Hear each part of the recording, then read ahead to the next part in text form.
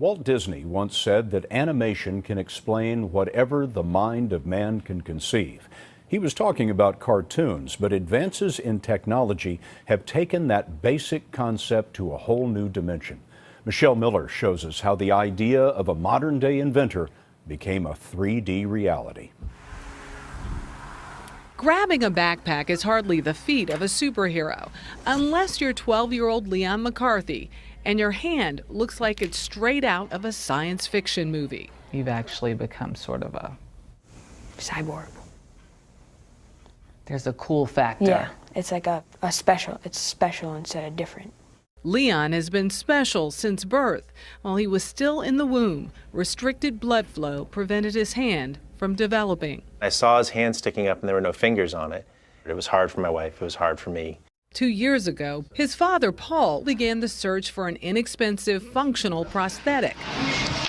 What he found was this internet video posted by Ivan Owen, an inventor in Washington State. I've always had this vision of people being able to build their own prosthetic device at home.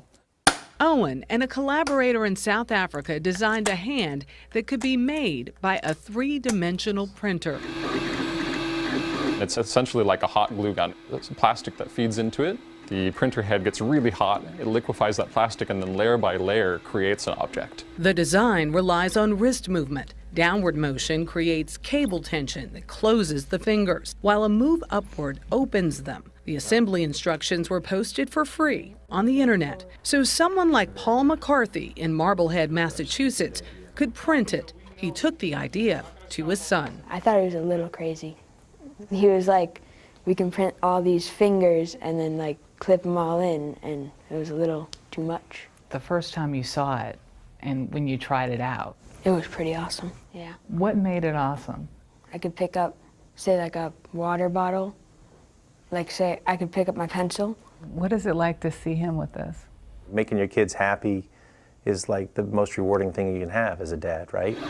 The price tag was also appealing. Many 3D printers sell for about $2,000. Materials are far less expensive. This thing cost us like $5, $10, you know, whatever. It was nothing.